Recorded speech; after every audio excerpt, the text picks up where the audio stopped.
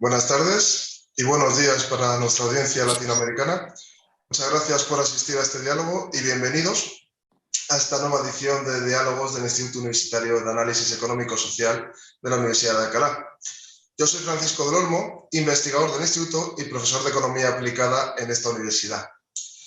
Como bien sabemos, los que habéis asistido a otras ediciones de diálogo, el Instituto de Análisis Económico-Social tiene como objetivo la realización de actividades de investigación en el ámbito económico y social, contando con una intensa y sólida experiencia en este ámbito.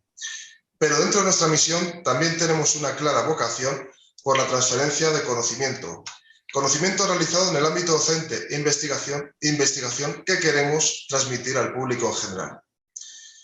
En esta dinámica, el diálogo de hoy, titulado Perspectivas del entorno económico global y de la economía española, se enmarca en esta función de transferencia del conocimiento y trata un tema de máxima importancia y de gran preocupación actual para los ciudadanos, como es la situación actual y la evolución, tanto en el corto plazo como las perspectivas más a medio y largo plazo, de nuestro entorno global, un entorno sin duda caracterizado por una dinámica de constante cambio y de gran incertidumbre, en el que se mezclan oportunidades, pero también riesgos, procedentes además no solo del ámbito de la salud, que indudablemente sabemos que no hemos salido de la pandemia y esta continúa impactando, influyendo en nuestro día a día, sino también otros geopolíticos y, por supuesto, económicos, tanto a nivel global como a nivel nacional para cada país de influencia. Con este fin y para realizar esta transferencia de conocimiento de una forma eficaz, hoy, para el diálogo, contamos con una profesional de referencia dentro del sector del análisis económico. María Romero es socia directora de Economía de AFI, Analistas Financieros Internacionales, firma de consultoría de referencia en el ámbito económico financiero. Como formación, destacar que es licenciada en Economía por la Universidad de Alcalá con premio extraordinario de fin de carrera y que también cuenta con un máster en Banca y Finanzas por AFI, Escuela de Finanzas. Desde un punto de vista profesional, ha desarrollado su carrera profesional dentro de AFI, comenzando por el área de banca seguros, en donde llegó a ser la responsable del análisis del sector inmobiliario español, para pasar posteriormente al área de análisis económico de mercados, ocupándose del seguimiento de la coyuntura de la economía española, y posteriormente al área de economía aplicada, en donde ha tenido la oportunidad de dirigir y coordinar proyectos sobre diversos ámbitos, como puede ser el análisis del mercado de trabajo y del sistema de pensiones, el análisis del sistema de la dependencia, la evaluación de políticas públicas, el análisis de la situación económica de comunidades autónomas o de comportamiento general de los hogares españoles.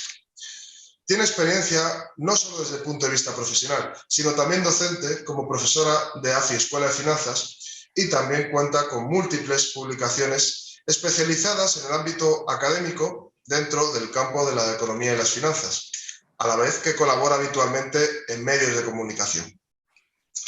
Esta ponencia, este diálogo, que tendrá una duración aproximada de 30 minutos, podremos analizar con ella esas perspectivas globales del entorno, tanto internacional como de la propia economía española. Una vez acabemos la presentación que nos tiene preparada María, los asistentes podremos interactuar con ella mediante el botón de preguntas de Zoom, que yo creo que es una gran oportunidad para poder realizar las preguntas pertinentes en algo que a todos nos preocupa hoy en día.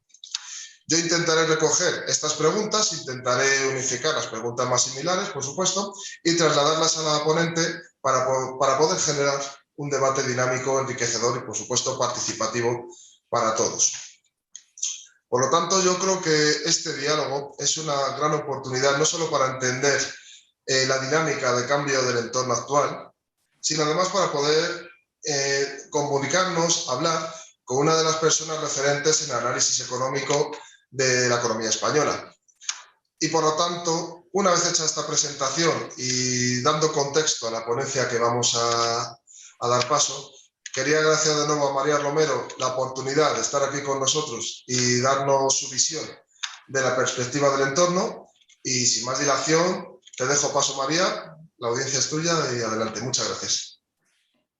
Bueno, pues buenas tardes, buenos días, según corresponda a todos. La verdad es que después de esta presentación, Francisco, esperemos estar a la altura, ¿no? De la misma y de las expectativas sobre todo. La verdad es que es un placer volver a la universidad, así que agradezco, os devuelvo sobre todo el agradecimiento redoblado, ¿no? al Instituto de Análisis Económico y Social, la invitación de participar y tener la ocasión, ¿no? De charlar sobre cuáles son las perspectivas de la economía global, los grandes bloques, sobre todo desarrollados, a los que me referiré en la presentación, para luego entrar en el foco en cómo vemos desde AFI la evolución de la economía española en los próximos años. Si os parece, voy a compartir una presentación que había preparado para la ocasión.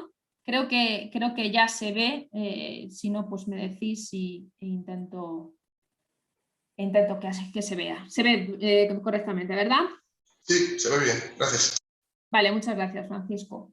Bueno, como decía, conviene empezar primero por evaluar y compartir cuáles son las perspectivas después de un shock tan negativo por la vía de la oferta a lo que nos sometió la variante del virus, ¿no? Del coronavirus, ya hace casi 2 años. ¿En qué momento estamos y cuáles son las perspectivas para los próximos años, ¿no? La verdad es que después de haber reaccionado con bastante intensidad, esta crisis se caracteriza por ser singular, por ese shock de oferta muy intenso, de forma concentrada en el tiempo, muy asimétrico sectorialmente y también territorialmente en función de la especialización productiva de cada uno de los países. Pero también algo que caracteriza a esta crisis general es una intensa capacidad de recuperación. De hecho, a escaso 1 año y medio,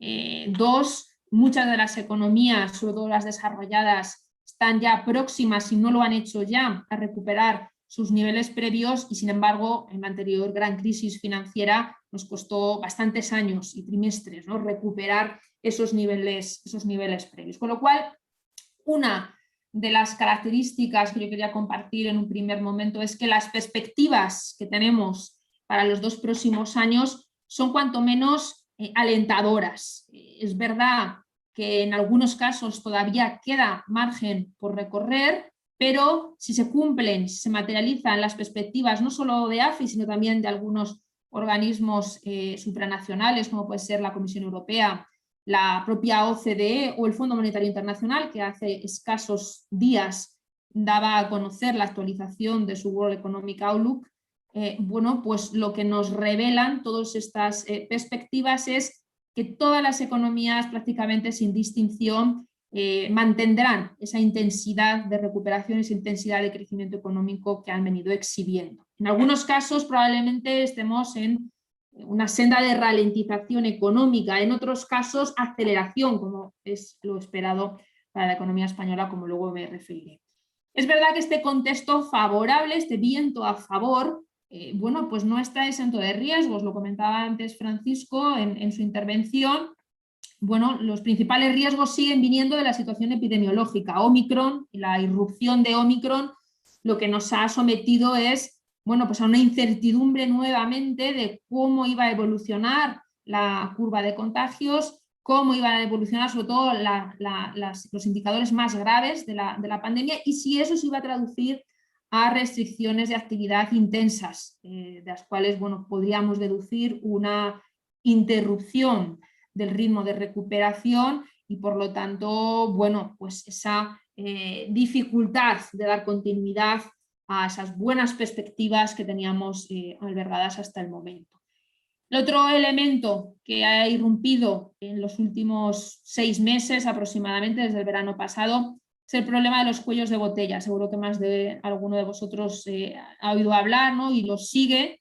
Y bueno, pues es otra de las características diferentes, la intensa recuperación de la demanda en verano, especialmente una vez se levantaban las restricciones, lo que ha puesto es en jaque, con perdón de la expresión, a la oferta y a la dificultad que en algunos casos ha mostrado para poder reaccionar con la rapidez que le exigía la demanda a los pedidos que se requerían en cada momento. Esas dificultades de la oferta lo que han hecho es cebar o presionar los precios de algunos de los bienes y servicios que escaseaban en algunos momentos del tiempo, ¿no? Y lo que han hecho es, junto con la energía, que es otro de los componentes que han presionado al alza precios, es activar todo tipo de alertas por parte de los bancos centrales, que de hecho ya la FED reaccionó hace unas semanas, y justo la semana pasada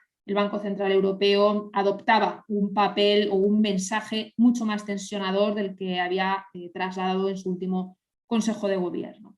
Luego me referiré a todo ello. Los riesgos de ralentización económica procedentes sobre todo de algunos países emergentes, y en particular en el caso del país asiático, China, a la cabeza y líder en el comercio mundial, pues también preocupan, y es otro de los riesgos que podría ralentizar estas buenas perspectivas de crecimiento económico. Con lo cual, todos estos riesgos es verdad que ahora mismo vienen a la baja. Quizá el tema de los bancos centrales es quizá lo más novedoso de los últimos días, y el elemento que sustentará más el crecimiento bajo nuestro punto de vista será nuevamente la política fiscal, ¿no? Política fiscal que, con motivo de la pandemia, se desplegó de forma extraordinaria, y a diferencia de lo que sucedió en otras salidas de crisis, y pues los diferentes paquetes que se han anunciado en las diferentes partes del mundo darán continuidad al crecimiento económico, especialmente en estos 2 próximos años que dibujamos. Por ir mencionando cada uno de estos riesgos, ¿no? Y por empezar sobre todo con la pandemia, con la situación epidemiológica, pues lo que veíamos con Omicron es una incidencia mucho mayor, pero es verdad que los indicadores graves no evolucionaban de forma tan negativa. A pesar de eso, había mucha incertidumbre sobre el impacto que podía tener. Es verdad que hay indicadores que hemos ido conociendo del mes de enero, adelantados de actividad, PMIs, mejor comportamiento generalmente en Europa que en Estados Unidos, revelando en cierto modo pues esa situación en Estados Unidos pues más negativa, ¿no?, de lo que hemos observado, ¿no?, en otras olas anteriores, y eso se ha trasladado de alguna manera a actividad. Es verdad que el mercado laboral al final, la semana pasada, nos revelaba que todas las perspectivas negativas que veíamos con otros indicadores pues finalmente no parecían materializarse, pero desde luego es uno de los riesgos que claramente hay que vigilar, ¿no? Uno, por su efecto sobre la actividad, y dos, por su efecto también sobre los cuellos de botella, ¿no? Los otros riesgos a los que me refería. Todas las encuestas en estos momentos aluden a que estos problemas nos van a acompañar muy probablemente en todo este ejercicio y van a dificultar en definitiva el buen funcionamiento de las cadenas de valor. Aquellos sectores más insertos en estas cadenas de valor globales, como por ejemplo sucede en España y en el mundo, ¿no?, en el caso del sector de la automoción, son sectores mucho más sensibles a estos problemas, y una dilatación de esta problemática, pues lo que puede es contener o afectar más negativamente a la actividad. Nosotros desde AFI hemos desarrollado recientemente un indicador que congrega pues más de 80 variables de todo el mundo, que debidamente ponderados y estructurados en una serie de componentes nos revelan que probablemente estemos ya en el máximo de estos problemas, y que lo que cabría esperar a partir de ahora es una moderación de estos problemas y una relajación, en definitiva, de estos problemas. En cualquier caso, como avanzaba, es prácticamente inevitable, y después de realizar un ejercicio, un impulso, respuesta a los modelos que tenemos desarrollados en AFI, pues un crecimiento o un tensionamiento de estos problemas de cuellos de botella podría contener el crecimiento de las economías desarrolladas este ejercicio alrededor de un 1% del previsto, ¿no? Si tenemos, por ejemplo, para España ese 6%, para Alemania el 3%, para Estados Unidos el 4%, pues esto podría drenar de forma significativa, aun cuando las perspectivas son claramente positivas y todas las economías esperamos que sigan creciendo por encima de su potencial. La otra correa de transmisión del efecto negativo que los cuellos de botella pueden tener es sobre la inflación, que desde luego es el otro elemento o el otro dolor de cabeza que venimos arrastrando en los últimos meses.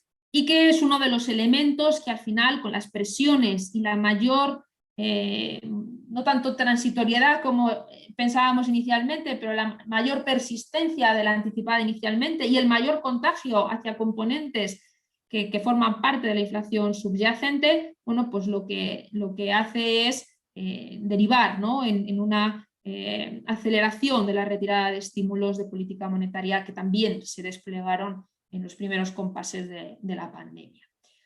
Otro de los elementos que no estaba dentro de los riesgos, pero que desde luego está perturbando últimamente, es el que tiene que ver con los riesgos geopolíticos. Nosotros en AFI cada vez le damos más importancia a todos estos riesgos, los monitoreamos y les asignamos un color de semáforo, ¿no? Un color rojo si la tensión sigue todavía muy latente, un color ámbar, tensiones que pueden empezar a preocupar, pero que están quizá un poco aletargadas, para tratar de identificar los canales de transmisión de estos tipos de problemas en variables económicas y financieras. Y desde luego el problema geopolítico que en estos momentos nos preocupa más por las implicaciones que tiene desde el punto de vista de inflación es el conflicto Ucrania-Rusia, ¿no? Y en este sentido, bueno, pues la gran dependencia energética que tiene y exhibe Europa con respecto al gas ruso, bueno, pues nos hace vulnerables, ¿no? Y de hecho es uno de los motivos por los cuales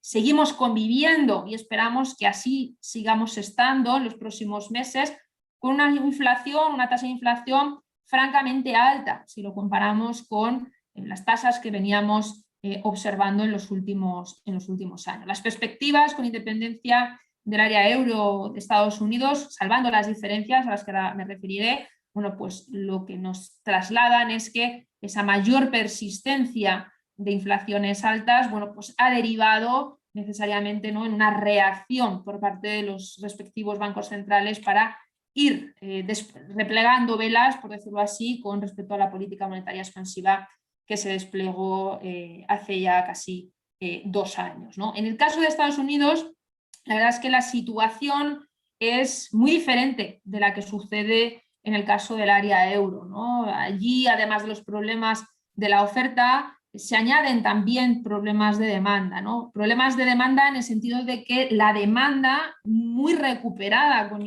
respecto a los niveles previos a la pandemia, incluso con respecto a los niveles tendenciales que exhibía, sobre todo en lo que respecta al consumo de bienes con esos cheques que se ofrecieron a los hogares, bueno, pues ha permitido esa rápida recuperación de la demanda, pero también es otra de las fuentes que ha presionado al alza a precios y uno de los motivos por los cuales la FED ha reaccionado quizá de forma más temprana, ¿no? Nosotros sí que esperamos que esas presiones o ese consumo empiece a desacelerar. De hecho, en los datos que hemos conocido del PIB del cuarto trimestre de Estados Unidos ya empezamos a ver una cierta moderación de la tasa de crecimiento del gasto en bienes y especialmente en bienes duraderos, y un incremento de momento moderado en servicios. Esto debería ayudar a mitigar o a contener esas presiones inflacionistas, ¿no? Pero desde luego que allí en Estados Unidos el otro elemento que preocupa es ese mayor traslado a incrementos o revisiones salariales, de lo que por ejemplo sucede aquí en Europa, ¿no?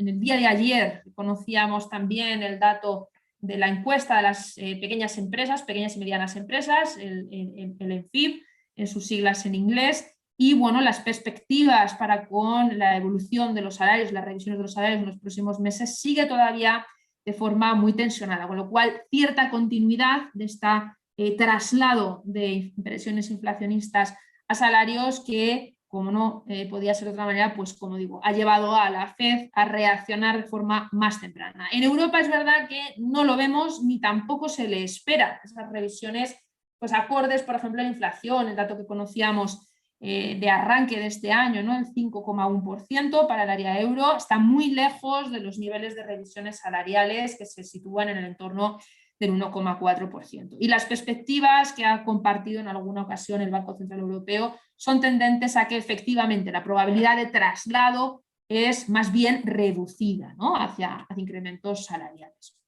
El otro elemento que preocupa es, en el caso de Estados Unidos, bueno, pues ese mayor tensionamiento del mercado de trabajo. Es verdad que los últimos datos que hemos conocido nos auguran una mejora de la tasa de participación, la tasa de actividad, pero todavía queda camino por recorrer. La dificultad de cobertura de vacantes lo que hacen es meter más leña en el fuego de esas revisiones al alza en el caso de los salarios. Con lo cual, como digo, ¿no? Eso llevó a la FED probablemente a reaccionar de forma más temprana y, bueno, pues con motivo de esa mayor presión en salarios y ese tensionamiento en el mercado de trabajo, bueno, pues ha derivado en una acción más temprana de FED en comparación de BCE. Ahora bien, el BCE el jueves pasado cambió el rumbo, cambió su discurso, un mensaje muchísimo más tensionador del que había trasladado en el mes de diciembre, el cual, bueno, pues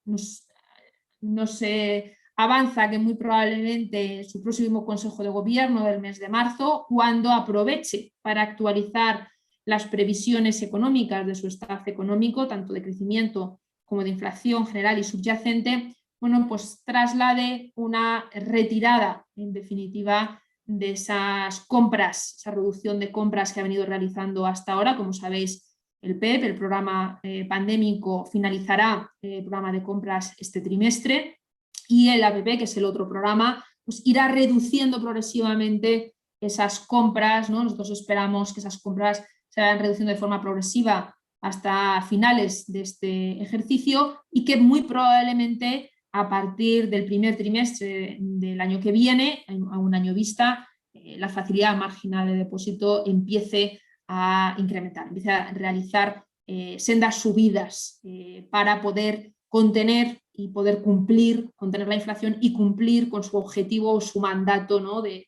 mantener a raya este riesgo también para el crecimiento, ¿no? Con lo cual, bueno, reacción más tardía en el caso del BCE. La situación de Europa es muy diferente de la que sucede en Estados Unidos, pero esa reacción también lo que hace al final es alinear las políticas monetarias y por lo tanto replegar, mejor dicho, esas velas que se desplegaron para contener los efectos más negativos de la pandemia. La política fiscal, como mencionaba antes, es la tónica diferencial de la gestión de las crisis de esta con respecto a las vividas más recientemente, ¿no? Y este es uno de los motivos que nos invitan a pensar que muy probablemente este ejercicio y los siguientes que tenemos por delante seamos capaces de mantener esa velocidad de crucero gracias a los impulsos que van a venir, en el caso de Europa, procedentes del Next Generation EU. En el caso de España sabéis que va a regar, con perdón de la expresión, ¿no? Con 75.000 millones de euros, ¿no? la economía española. Y en el caso de Estados Unidos es verdad que la comparativa interanual hará que muy probablemente este ejercicio, este elemento no contribuya al crecimiento, pero desde luego los planes de infraestructuras, entre otros anunciados, contribuirán a mantener también esa senda de crecimiento muy probablemente por encima de su potencial en los próximos años. Y en Japón, ponía ahí también otro de los casos, ¿no? Otros paquetes de estímulos también anunciados recientemente que, como digo, contribuirán en definitiva a apuntalar el crecimiento económico previsto para los próximos años. Con lo cual, conclusión, es un crecimiento muy intenso en los grandes bloques desarrollados, Estados Unidos, área euro, no es exento de riesgos, quizá ahora mismo siga preocupando más todavía la situación epidemiológica, los cuellos de botella también y ahora mismo encima de la mesa el conflicto geopolítico Rusia-Ucrania que puede presionar más al alza la inflación, ¿no? El contagio hacia otras componentes más recientemente, especialmente en Europa, ha hecho reaccionar a los bancos centrales anunciando, ¿no? esa retirada de política monetaria expansiva desplegada como consecuencia de la pandemia y bueno, el elemento que soportará, entre otros, el crecimiento será el impulso fiscal anunciado por todas estas economías. Quería aprovechar el resto de minutos para hacer un breve repaso de cómo vemos la economía española. En la economía española, bueno, conocimos los datos de cierre hace relativamente poco, un crecimiento extraordinariamente alto, un 5% el año pasado. Es verdad que habíamos cedido bastante y todavía estamos unos puntos por debajo de los niveles previos a la pandemia, pero es verdad que este ejercicio esperamos ser una de las economías que más crezca dentro del área euro, ¿no? Tenemos todavía, como digo, camino por recorrer, hemos quedado rezagados y hay componentes del PIB que invitan al optimismo y a apuntalar ese crecimiento. El primero de ellos tiene que ver con el consumo, ¿no? El consumo pensamos que tiene que ser, porque todavía no lo ha sido lo suficiente, uno de los pilares de crecimiento, todavía se mantiene por debajo de los niveles previos a la pandemia, y bueno, la alta tasa de ahorro, la extraordinaria recuperación del mercado de trabajo y las buenas perspectivas económicas deberían alentar ese crecimiento del consumo privado, ¿no? Es verdad que la persistencia de una inflación elevada, que pensamos que no se va a trasladar tampoco a los salarios, como sucede en el caso de la Unión Europea, bueno, pues puede contener también el consumo, ¿no? Pensamos que esa revisión salarial no se va a producir muy probablemente por un cambio que se ha producido en los últimos años, ¿no? Los convenios que no tienen cláusulas de garantía salarial, que lo que vienen a reflejar es, bueno, pues revisiones salariales acordes al nivel de inflación, bueno, pues se han ido reduciendo, ¿no? Y el número de afiliados, ¿no?, que tiene en cuenta o que pueden verse afectados, ¿no?, por estas cláusulas de garantía ha ido reduciéndose de forma muy significativa. Y aquellos que las mantienen incluso, bueno, estas cláusulas tienen incluso límites que en ningún caso, límites superiores, en ningún caso están en el 6%, que es el nivel en el que está ahora mismo la inflación en el arranque de este ejercicio, ¿no? Con lo cual, probabilidad de que esas revisiones de renta se produzcan en España, como así hemos visto en el caso de Estados Unidos, es más bien poca. Una estimación que nosotros hacemos con carácter también prospectivo de lo que esperamos que suceda, al menos en los meses en los que vamos a convivir con una inflación francamente alta,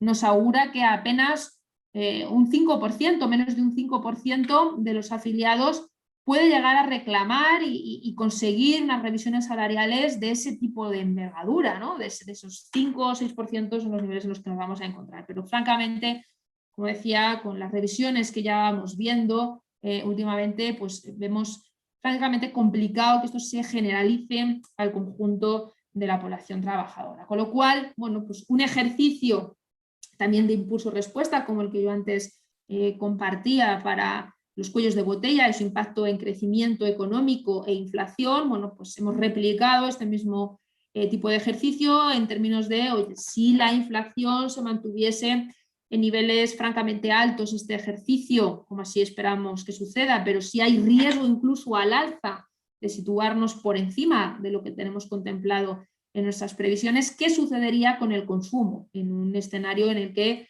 bueno, pues las rentas no van a evolucionar de la misma manera y por lo tanto los hogares van a sufrir esa pérdida de poder adquisitivo? Bueno, pues el ejercicio nos traslada que probablemente el impacto que tendría sería negativo, pero muy diferente por áreas geográficas. En el caso de España, fijaros en el gráfico de la izquierda, la estimación arroja, bueno, pues un impacto de casi un 1%, ¿no? Si nosotros ahora mismo en nuestras previsiones tenemos contemplado casi un 5% de crecimiento del consumo para este año, bueno, pues podría drenar, podría restarle ese punto porcentual. En cualquier caso, un 4% sería francamente alto en la peor de las circunstancias. Nosotros preferimos de momento no cambiar esas previsiones, obviamente revisar este riesgo al alza, porque desde luego este es un componente principal del PIB, pesa más del 60%, y un peor desempeño de las ventas minoristas y por lo tanto del gasto que realizan los hogares, bueno, pues sería negativo para el buen comportamiento y la recuperación todavía esperada de este sector, el del comercio, que todavía sigue sufriendo los avatares de la crisis. El otro elemento, el otro puntal al que yo me refería justo antes, que son los fondos europeos, el impulso fiscal, será otro de los elementos que soporte la inversión en España. De hecho, la inversión, bueno, en momentos de incertidumbre como el que hemos vivido en los últimos trimestres, pues lo que hace es contenerse mucho más que el resto de componentes. Y lo que hemos visto incluso es, bueno, una espera de estos fondos que habían sido anunciados a bombo y platillo y que en el caso de España, bueno, pues va a recibir una cantidad muy considerable, ¿no? El conjunto de los fondos que va a recibir viene a representar pues casi el 6%, ¿no? Muy por encima de esa relativización de fondos respecto al tamaño de las economías, al menos de los bloques más grandes, ¿no? De las grandes economías europeas. Es verdad que España es uno de los primeros países, el primer país de hecho, en recibir estos fondos, con lo cual, bueno, abanderamos o vamos los primeros en este camino por recorrer. Pero en cuanto a lo que se refiere a la implementación, a su ejecución, a su impacto real en PIB, que es un poco lo que tratamos de medir con esta diapositiva, bueno, pues vamos rezagados. Es verdad que mal de muchos, remedio de tontos, haciendo uso del refranero español, pero bueno, vamos los primeros en la carrera de fondo, pero desde luego que tenemos que apretar mucho más el acelerador si realmente queremos que este sea un vector de crecimiento de la economía española este ejercicio y el que viene. Es verdad que tenemos hasta el 2026 para poder usar todos estos fondos y trasladar este impulso fiscal en términos de PIB, pero tenemos 2 años para comprometer todas estas inversiones y vamos francamente lentos en su implementación. Fijaros que si hacemos una comparativa con presupuesto de las convocatorias que ya se han lanzado hasta principios de este mes de febrero, bueno, pues de los casi 50.000 millones contemplados en presupuesto, no llega a 10.000 el impacto que tendrían las convocatorias lanzadas hasta la fecha, ¿no? Desde el verano hasta estos momentos. Con lo cual hay que apretar el acelerador, como digo, si queremos que esta sea una palanca del crecimiento para este ejercicio y el que viene. El otro elemento que pensamos que soportará el crecimiento y que contribuirá al crecimiento económico de este ejercicio y el siguiente es el sector exterior. Es verdad que aquí hay que distinguir, hay mucha asimetría, mucha heterogeneidad dentro del sector exterior.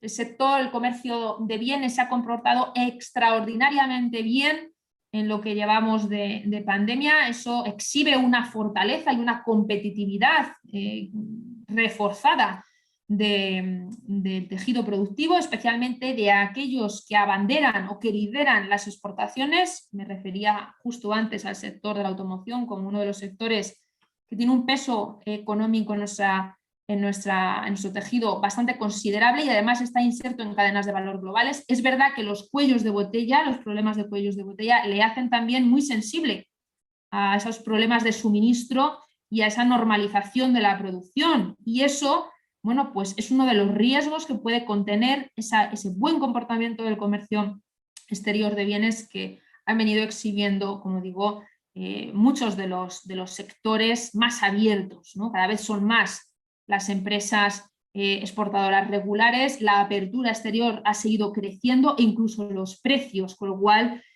como digo, ¿no? Eso demuestra esa fortaleza del sector, rango característico de la salida de la crisis anterior y también de esta. Pero ojo, porque esa ralentización, si persisten los cuellos de botella, puede producirse en el comercio de bienes y por lo tanto esperamos que este ejercicio sea el relevo del sector turístico. Sabéis que el sector turístico es otro de los más negativamente afectados por la pandemia y es uno de los sectores que está llamado a recuperar una vez que solventemos, ¿no?, los problemas epidemiológicos y la movilidad internacional se restablezca suficientemente.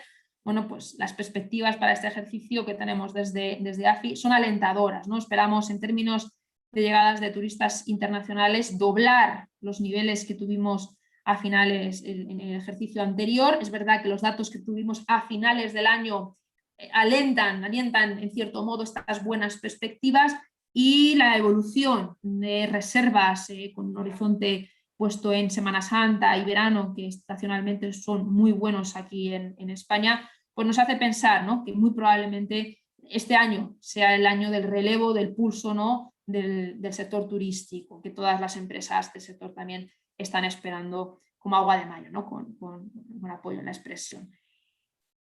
Lo que nos hace ser optimistas es el avance en la situación epidemiológica, de la que depende también, ¿no?, este sector, como mencionábamos justo antes, ¿no? Aquí es verdad que en España seguimos liderando, por el lado positivo, esa receptividad, esa eficacia de las vacunas ante las diferentes variantes que han ido surgiendo, y las dosis de refuerzo pues evolucionan también favorablemente, ¿no? Cada vez es más el volumen de personas y la proporción de personas que cuentan con esa tercera dosis.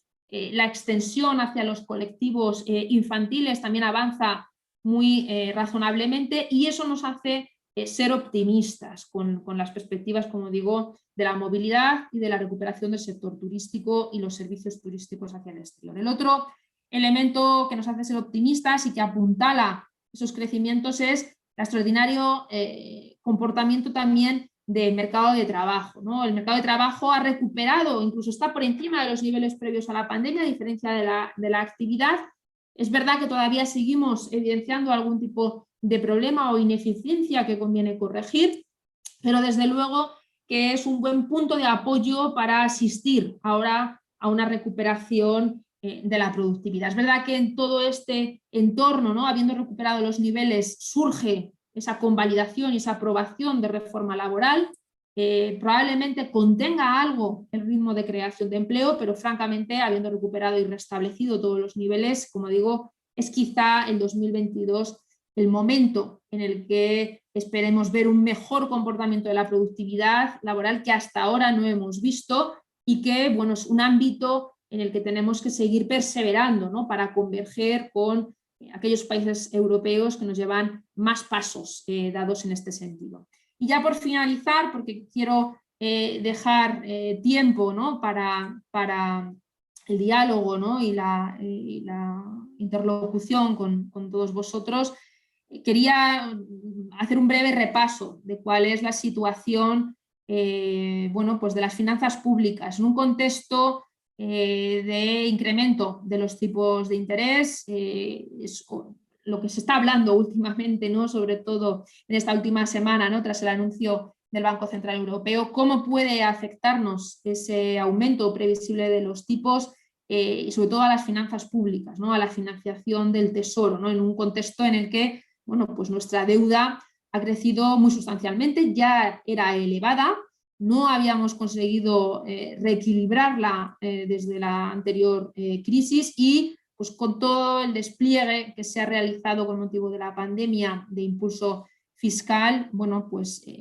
la deuda pública ahora mismo está en niveles del 120% de su PIB, y es uno de los elementos de vulnerabilidad, uno de los elementos que preocupa en estos momentos, ¿no? Entonces, en este sentido, hay que resaltar que el Tesoro ha adoptado una estrategia muy acertada, ¿no? La trayectoria que ha exhibido en los últimos años es tendente hacia una reducción del coste medio de la deuda, incluso siendo negativo el año pasado.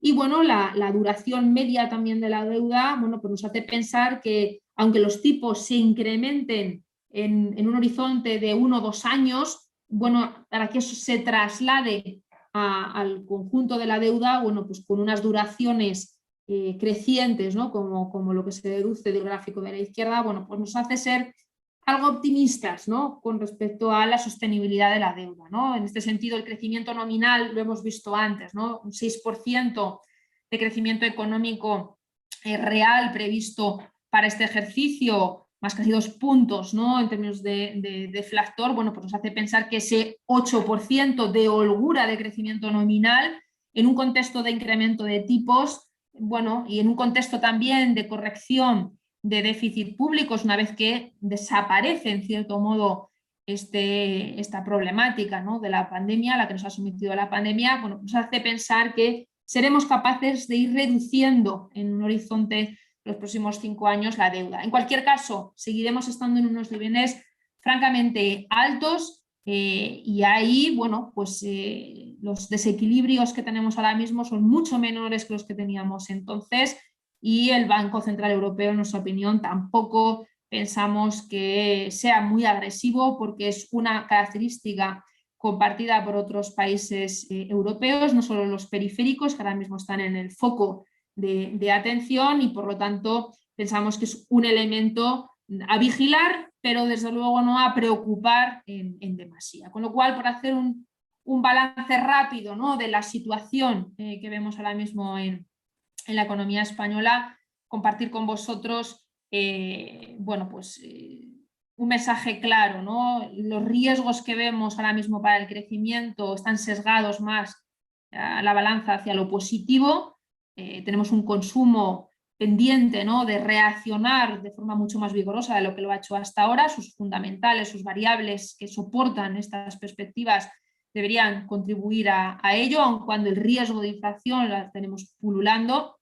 2, los fondos europeos y el impulso fiscal debería contribuir a apuntalar de forma decidida el crecimiento, al menos este ejercicio y el que viene. Ojo, porque tenemos que apretar el acelerador. 3, el sector exterior se ha comportado extraordinariamente bien. Aquí nuestra dependencia energética nos hace que al final la aportación no sea la que desearíamos, pero el pulso, ¿no?, y el testigo que está llamado a adoptar el sector turístico con esa comercialización de servicios turísticos hacia el exterior, bueno, pues hace también ser optimistas en este sentido. Riesgos a la baja, la verdad es que los vemos más moderados, más contenidos y precisamente tendentes a remitir, salvo en lo que pueda respectar al Banco Central Europeo. Me quedo aquí porque quiero dejar margen para el debate, con lo cual a vuestra disposición. Francisco, no sé si han surgido algunas preguntas y si no, pues si me queréis lanzar alguna de viva voz, a vuestra disposición.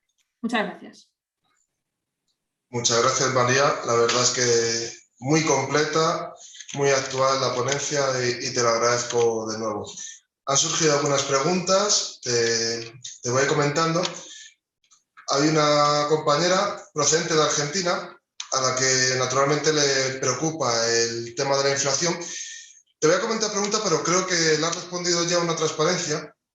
Ella pregunta si se puede observar realmente el impacto de la inflación, entiendo que como dato agregado macro, en el consumo diario de los ciudadanos. Tú has comentado un impacto aproximadamente en España en 1%.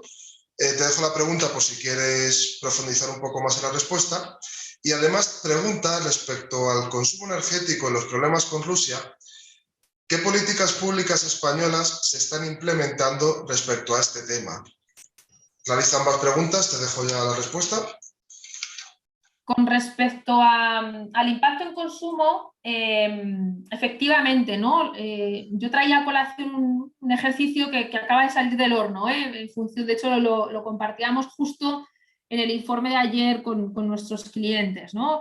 El ejercicio con España lo he mencionado antes, ¿no? Me he centrado mucho en España con casi un punto por ciento, un punto, ¿no?, podría afectar o reducir el consumo si la inflación subyacente se incrementa en un punto porcentual en este ejercicio, ¿no? Ya contemplamos nosotros un incremento en este sentido. Este ejercicio lo que trasladaría es un incremento adicional, ¿no? Con lo cual sería someter a bastante riesgo este efecto, ¿no?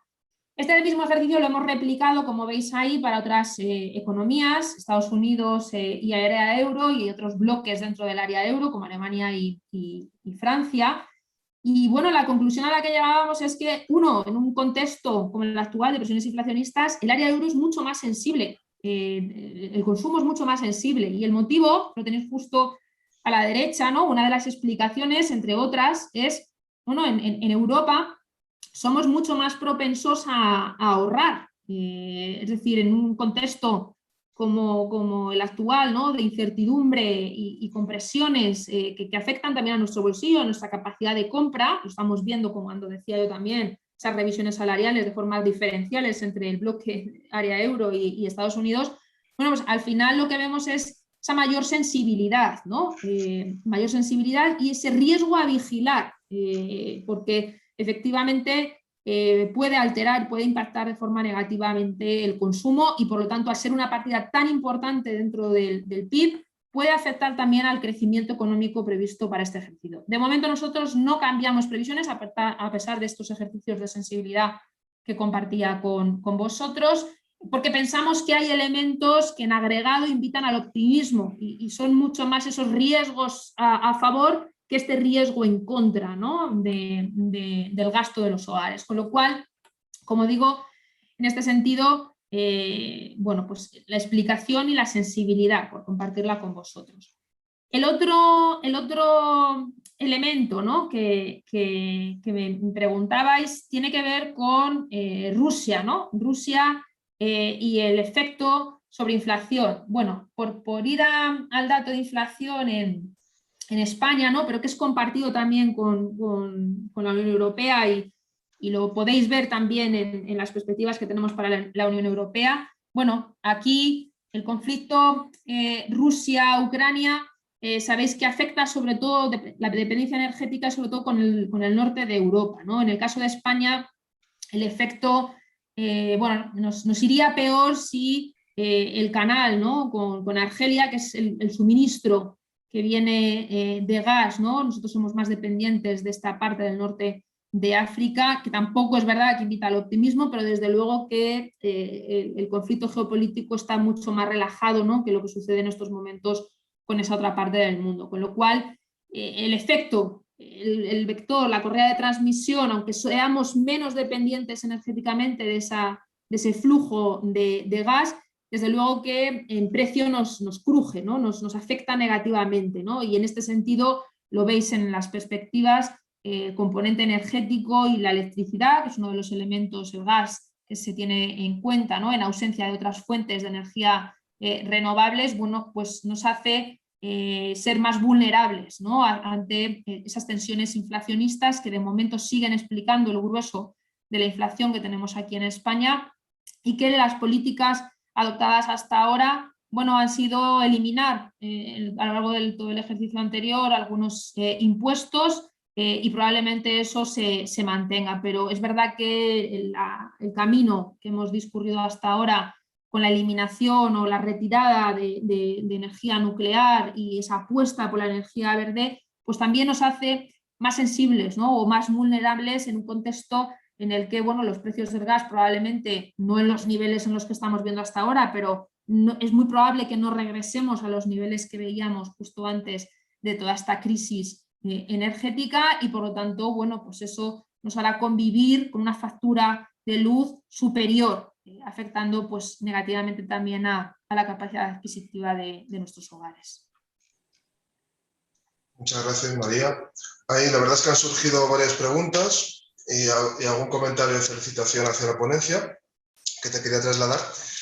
Están preguntando, dentro de la diversidad de temas, me parece una pregunta muy interesante, ¿a qué sectores se están destinando o a qué industrias se destinan los fondos que permiten incentivar el crecimiento económico en el corto plazo? Entiendo que se refiere a los Next Generation.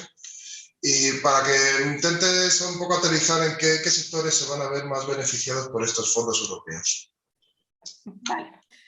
Bueno, aquí sabéis que de los fondos, ¿no? se han anunciado también PERTES, que son programas que lo que hacen es articular una estrategia global que afecta pues, a cadenas de valor más generales, ¿no? Hasta ahora el que se ha aprobado es el del automóvil, el de la automoción, ¿no? que ya mencionaba justo antes el peso que tiene en nuestra economía, lo estratégico que es este sector, también porque está muy inserto en las cadenas de valor globales, como veíamos antes con esa apertura exterior, y el vehículo eléctrico es uno de los elementos impulsor, ¿no? Lo está liderando el Ministerio de Industria y nosotros además tenemos el placer de participar en el diseño y en la gestación, ¿no? el éxito en definitiva de este PERTE.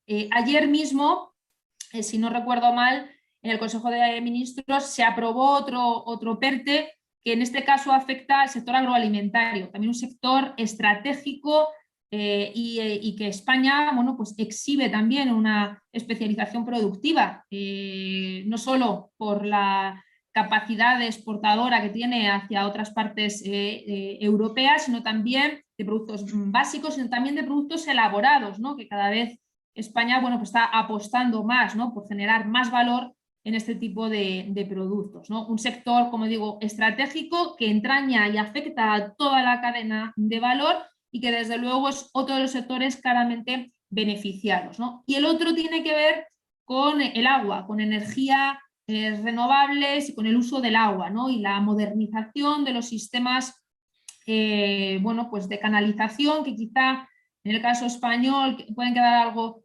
obsoletos. La apuesta y la modernización de toda la infraestructura es otro de los elementos que puede vertebrar, ¿no? Pero aquí yo os comparto, sabéis que el plan bueno, pues tiene una serie de palancas que a su vez se despliegan una serie de acciones y de momento por donde se ha avanzado más quizá tiene que ver con infraestructuras de la agenda urbana, de las reformas energéticas, que ahí el sector de la construcción también es clave, el peso que tiene ahora mismo el sector de la construcción en la economía española nada tiene que ver con el que tuvo el anterior boom inmobiliario, y la apuesta por modernizar este sector y sobre todo no por desarrollar nuevos activos, sino por reformar con vistas a mejorar la eficiencia energética del parque residencial y de los edificios en general, no solo de uso doméstico, es otro de los elementos que vertebran, ¿no? este plan. Hay otros que tienen menor importancia, pero que yo desde luego que desde el punto de vista estratégico son también relevantes, que es el de la economía de los cuidados, ¿no? Es uno de los sectores con las perspectivas demográficas que tiene España, ¿no? Tendentes hacia esa creciente longevidad y creciente protagonismo de la población mayor. Detrás de una persona mayor generalmente hay también una persona dependiente, y la apuesta también y el refuerzo de ese sector de economía de cuidados de larga duración está también de alguna manera dibujado en este plan, con lo cual, bueno, pues elementos que apuestan, como digo, por sectores estratégicos en la economía con alto capacidad de arrastre sobre otra serie de sectores porque afectan, como digo, a todas las cadenas, y esa apuesta también por sectores modernos, sectores de futuro, como el que mencionaba, sin olvidar también ese canal vertebrador de digitalización y de economía verde que impregna prácticamente todo el plan y que afecta en definitiva a prácticamente todos los sectores de nuestro tejido. Muchas gracias. Hay varias preguntas ya enfocadas al entorno español y que están aterrizadas, digamos, en la cuestión de la reforma laboral recientemente aprobada. Algunos asistentes a la conferencia te preguntan cómo va a afectar esta reforma laboral a la contratación. Están preocupados, digamos, por si se creará más empleo indefinido o, por contra, habrá un menos deseo, digamos, por parte de las empresas, menos propensión a contratar, e incluso cómo esta reforma podría, digamos, influir en desempleados que ya están segmentados por el factor edad. Hablamos, pues, por ejemplo, un mayor paro de larga duración por parte de profesionales de mayor edad, más seniors, pero a la contra también hablamos de una alta temporalidad que se resume en empleados o profesionales más jóvenes. Entonces, ¿cómo podría la reforma laboral influir en este tipo de segmentos, este tipo de colectivos? ¿Y cómo crees que afectará en términos generales a la creación de empleo? Bueno, pues en este sentido hay como varios elementos, ¿no?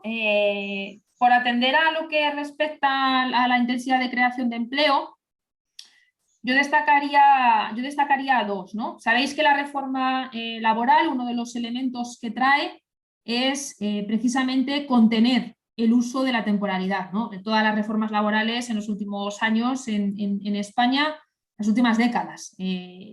Bueno, pues se han planteado el objetivo de contener la dualidad del mercado de trabajo. Es una de las características que venimos arrastrando prácticamente desde que se aprobó, ¿no?, el uso en los años 80 de esa modalidad contractual.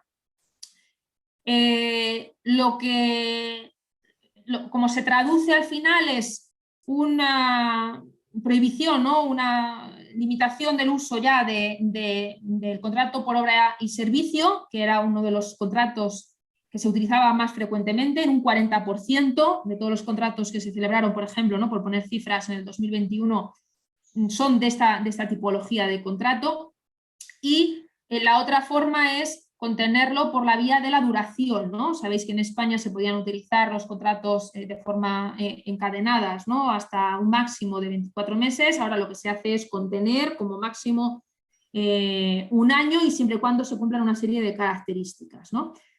Claro, si tenemos en cuenta que en la anterior fase de recuperación 1 de cada 3 empleos eran de estas características, bueno, lo ves también reflejado aquí en el conjunto de la temporalidad, ¿no? La temporalidad ha sido una vía de flexibilidad, ha ayudado a reducir plantillas, pero también ha ayudado en momentos de punto de inflexión a crear empleo de forma más anticipada que haciendo uso del contrato indefinido.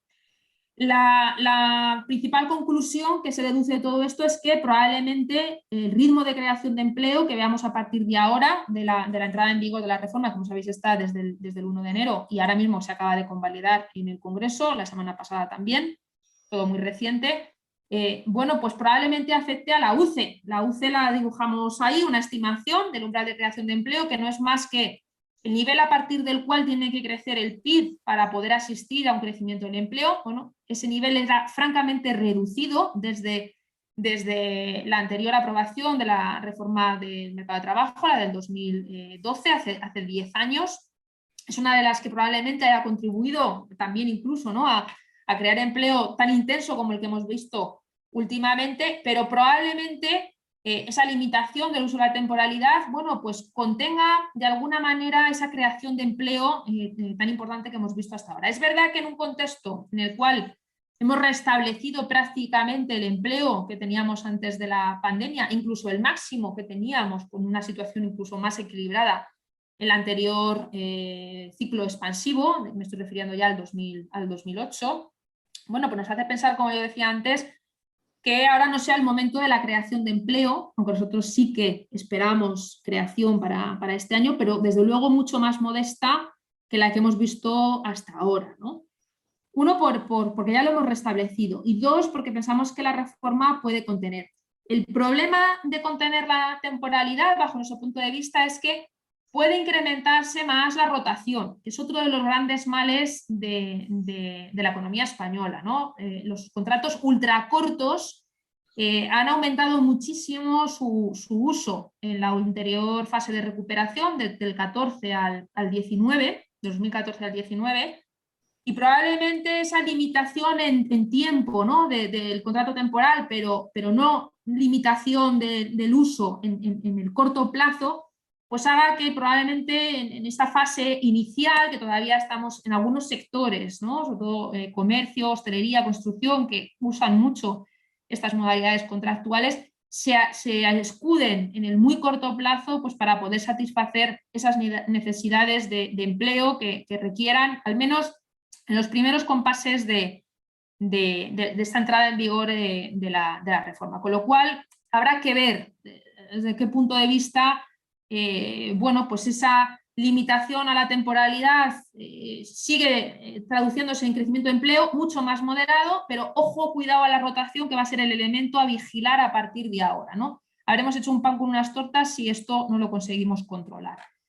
Y el otro elemento que tiene que ver también con la reforma y que ya hemos tenido ocasión de ver los primeros datos de enero, no sabemos si todavía como anticipo de esos primeros efectos de la reforma, de esa entrada en vigor, tiene que ver con la conversión de temporales en indefinidos, ¿no? La contratación que hemos visto, los primeros datos de enero, aquí en este caso sí que nos invitan a ser optimistas en cuanto a ese traspaso o traslado, ¿no?, hacia una mayor estabilidad, mayor seguridad en el empleo de aquellos trabajadores más anclados en la contratación temporal y a tiempo indeterminado o más dilatado, ¿no?, de 12 meses, bueno, que haya hecho reflexionar al tejido productivo y por lo tanto aprovechar este momento pues, para convertir, ¿no?, esos contratos en fijos discontinuos. Hemos visto un salto en este sentido y bueno, puede ser la antesala, como digo, también de una mayor estabilidad. Pero desde luego que va a ser elementos a vigilar, no solo la creación de empleo, como digo, sobre todo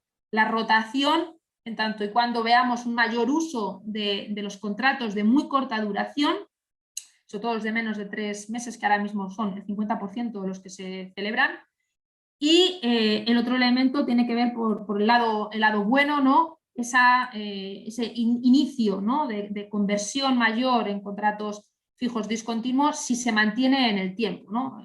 Habrá que vigilarlo, desde luego va a ser los elementos a observar durante los próximos meses para poder deducir, ¿no? primeros efectos de esta reforma que vino de Bruselas, que era deseada, sobre todo por el mercado de trabajo, y que veremos a ver qué efectos tiene finalmente sobre todos estos elementos, ¿no? que yo mencionaba. Sobre los sectores o colectivos, bueno, es verdad que los jóvenes están más insertos en este tipo de contratos, ¿no? ultra cortos, la inestabilidad que arrasa probablemente sean de los más afectados, y los colectivos mayores que a lo mejor estaban más anclados en ese otro tipo de modalidades contractuales que ahora se limitan, pues habrá que ver, ¿no? de qué manera transitan hacia esos ultracortos o hacia esas conversiones como decía antes, ¿no? hacia las conversiones en fijos discontinuos. Habrá que vigilarlo porque desde luego que la desigualdad será otro de los elementos a vigilar en los próximos meses. Muchas gracias, María. Hemos llegado ya a la hora de diálogo y la verdad es que viendo los comentarios que hay podríamos estar toda la tarde hablando del tema, pero bueno, como pusimos como la hora límite las 6, pues te quería dar simplemente de nuevo las gracias por estar aquí. Ha sido una ponencia realmente interesante, completa y muy actual, sobre todo para esas preocupaciones que tienen los ciudadanos, entre los que se encuentran nuestros asistentes, y que yo creo que a veces falta esa visión experta de personas de referencia, de reconocida experiencia en el ámbito, como es tu caso, y que yo creo que ha servido para que nuestros asistentes puedan entender mucho mejor el entorno en el que nos movemos. Así que, de nuevo, insistir, muchas gracias por venir, María. Muchas gracias. A vosotros, muchas gracias por la invitación y si quedan dudas, pues a vuestra disposición si hace falta hacer una segunda ronda. Muchas gracias a todos. Gracias. Y a los asistentes, pues muchas gracias por asistir al diálogo. Como sabréis, en unos días se pondrá a disposición dentro del canal de YouTube de la Universidad de Alcalá para todos aquellos que queráis repasar este tema tan interesante o incluso que conozcáis a personas que están interesadas en conocer más sobre la dinámica del entorno actual. Y más allá de eso, en un tiempo, en unos días, os empezaremos a anunciar una nueva edición de los diálogos del Instituto y, por supuesto, esperamos contar con todos vosotros. Por lo tanto, muchas gracias por vuestra asistencia, por vuestro interés y, ante todo, en este tiempo, pues mucha salud para todos. Gracias y buenas tardes.